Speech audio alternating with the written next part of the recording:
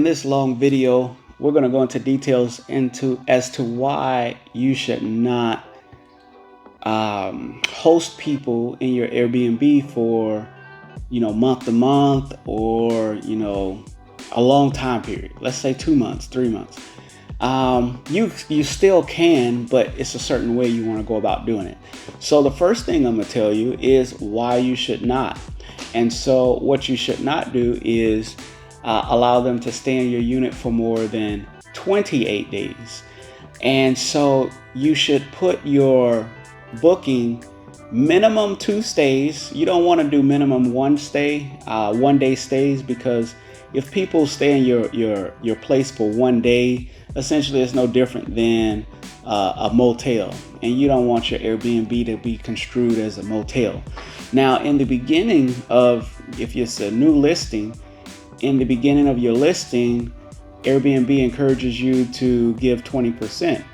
And the reason they do that is because since you are given 20%, you are put at the top of the list when people are looking for a unit that your unit fits that profile. So if you have 20%, then 20% discount, I get to save even more money. And so your place gets booked really, really quick compared to if you wasn't given the 20% and it's a new listing. So now that your listing is new, if you want, for those first 3 bookings, because it's only up to the first 3, they get that 20%. Go ahead and do one day, bookings if you want. Me and my wife, we decided to do that, and it worked out just fine. We hurry up and get the 1 day bookings, the first 3 get 20% just for 1 day, and we got that out the way, and then we can go ahead and move forward with our normal booking. But the minimum, once we get past that 20%, the minimum is 2 days. We want people to stay in our unit for a minimum of 2 days, and the max is going to be 28 days. Now, the reason you're going to do a max of 28 days is because, we're not going to go into that yet. You want to do a max of 28 days. Now, what happens when you allow somebody to stay in your unit? I want to go into the negative first. What happens if you allow somebody to go into your unit for 30 days, another 30 days, and another 30 days? Well, number one, you are not, when you have multiple bookings in 1 month, you're going in there, you're cleaning, and your place stays nice and fresh because you're cleaning, constantly. Let's say you in 1 month, you have 5 bookings in 1 month, and several people, or let's say you have 4 bookings, and each booking, they took 1 week. So it's 4 weeks in a month. And so each booking took 1 week. At the end of that booking, you're going to go in there and you're going to clean. So you go in there, you clean, but you're also doing an assessment. Was anything broken? You can do an assessment like that. Okay, I need to fix this. Okay, in between this booking and this booking, I can go ahead and make that repair. Or I can spray for ants. I can put ant gel down. Different things that you need to do. So when you have multiple bookings, it's actually in your benefit. And you actually, believe it or not, you make more money having multiple bookings instead of just the long booking. Now, if you do have a long booking and you do your own cleaning, that could be beneficial for you, because you can leave the whole month to Tahiti, to Bahamas. You can leave the whole month and you don't have to do any cleaning. Now, that can be a good thing because you don't have to do any cleaning. You're doing your own cleaning and you don't want to pay someone. But at the same time, it could be bad because, that person's in your place for a whole month, which goes into the next thing I will talk about. The place isn't getting cleaned. You kind of expect them to clean. And sometimes, I'm just telling you right now, people don't really clean. They don't clean the way you clean or how you would expect them to clean. You might provide broom, dustpan, mop, spray, but people have a tendency not to clean. Now, some people will, but some people won't. And if they're staying in your unit a long time period, they might be letting the garbage build up. They might be tearing up stuff you just don't know about. things could get clogged and they don't say anything about it, and they're clogging and overflowing, whether it's the bathtub, the sink. It's just so much can happen in regards to letting people rent month to month or rent multiple months from your unit. So I had one friend, he allowed 3 months to be booked. When he got his place back, man, the place was just, the walls needed to be repainted because they booked for 3 months. He thought, hey, I'm renting this for $100 a day, $100 a day, $3,000 a month. They're gonna pay $9,000. Woo! I don't care what the place looks like. Well, when he got that place back, he needed at least $6,000 to get it back ready again for the next guest. So was it really worth it to allow a long stay just so you can get that big lump sum of money, just to have to turn around and put it right back into the property? So outside of that, another situation that occurred, we had someone where we got started in Airbnb, and we were happy to get a long-term stay, for 2 months. And so we got that 2 months worth of money in the bank account, and we were good to go. And then we didn't worry about cleaning. And when we got that unit back, practically almost the same thing happened. We got the unit back. We no longer could use the towel and washcloth that was provided. And so we also noticed a few things in regards to, man, was there a fight in here? Door hinges were off. And so when you have these periodic check-ins and check-outs, you can catch these things and fix them. But when it's a long-term person, you're not really checking, and you just kind of collect your money. They have a place to live for that short time period, and then you kind of move on. This is the same thing with midterm rentals. If you do midterm rentals and you rent to nurses, or you rent to doctors, or just construction workers, or anything like that, you have to be careful for it. So let's go into the positive and what you can do to kind of prevent it, because we don't want this video to be too long. So, well, actually, before I do that, one more negative. There was a situation. I don't remember the area it took place in. I think it was Missouri or Washington. I don't know. But the lady did a verbal agreement. So it's really important not to do any contractual agreements unless it's on paper. Essentially, that would be considered a lease.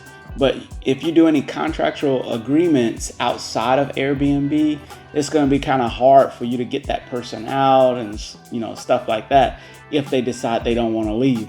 So be very careful if you do decide to do some things outside of Airbnb.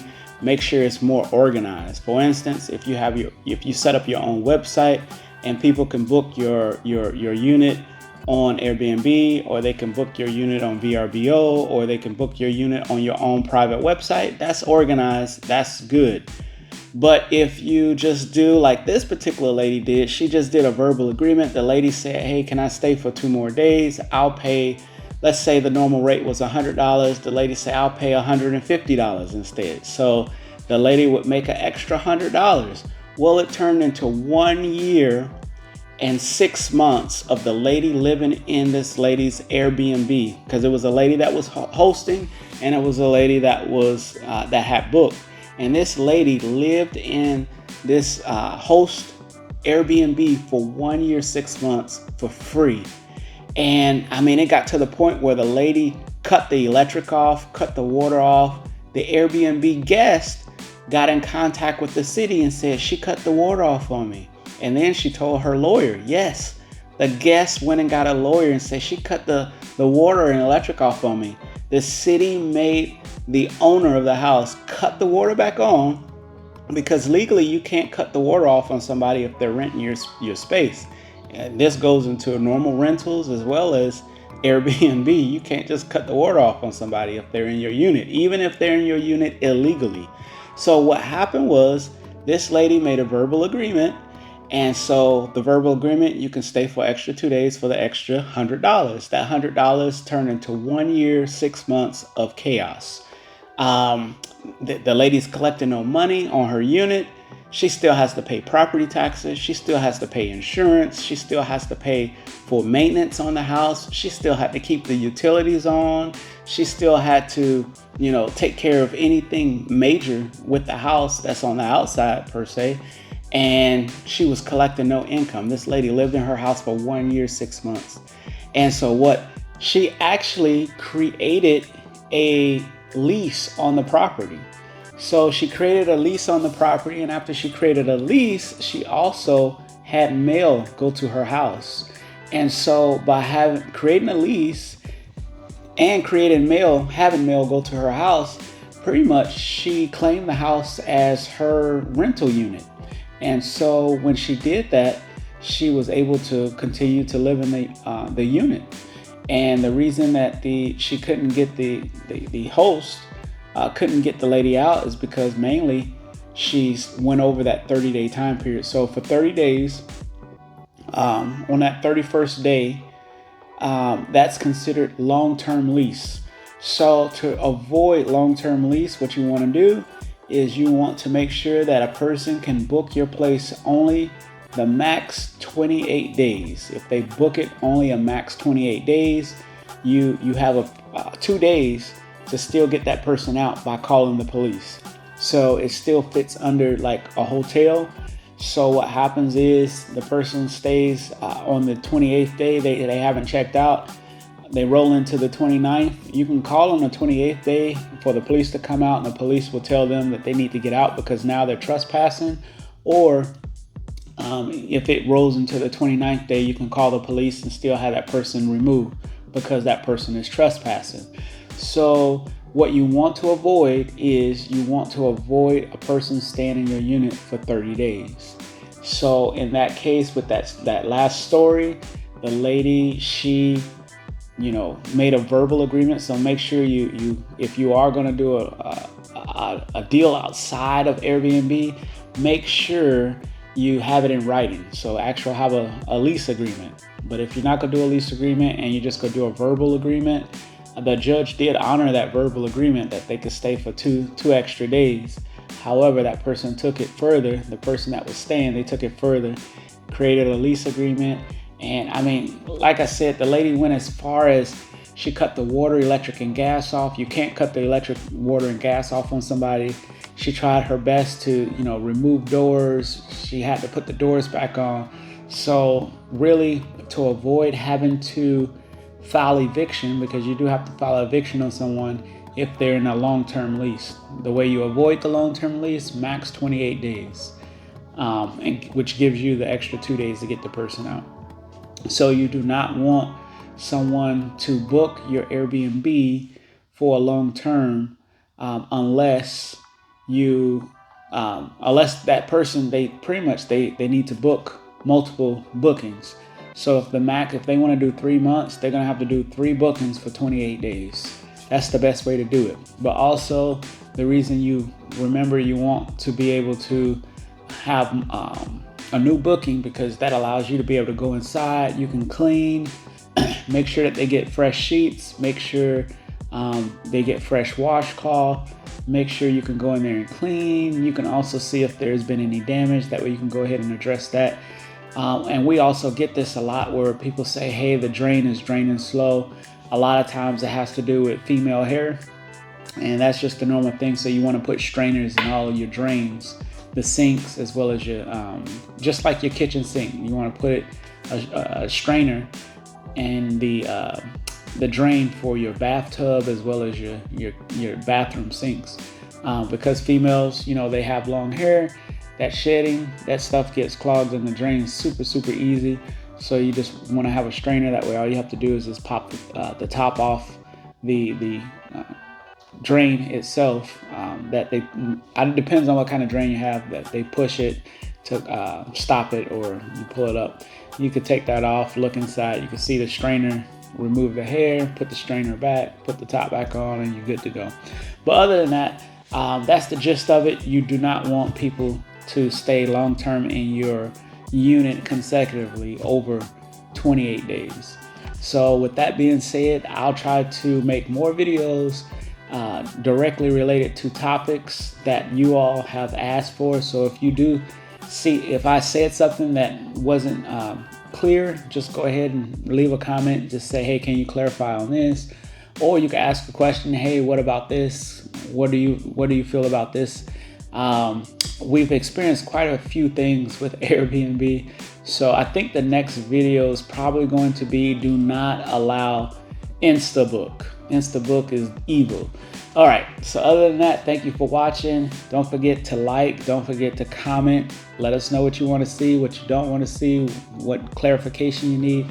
Don't forget to subscribe, and most importantly, don't forget to hit that like notification. That way you can get notified when we do make a new video. I do these things. It's really hard for me to do these things because I have, when I say a lot, I have tons of phone calls coming in. I mean, in making this video, my battery died, then I had to charge it. And then after the battery died, then phone call came in, stopped the video. Then after I got that taken care of, then the kids came into the area that I'm in. And then after that, I re-recorded, and then all of a sudden, I ran out of storage space on my phone. So I go through quite a bit to try to get these videos done, but I enjoy the fact that you all are watching it. I hope it benefits you. So don't forget to like, subscribe, comment, and hit the like notification. Thank you so much. Have a good day. Bye-bye.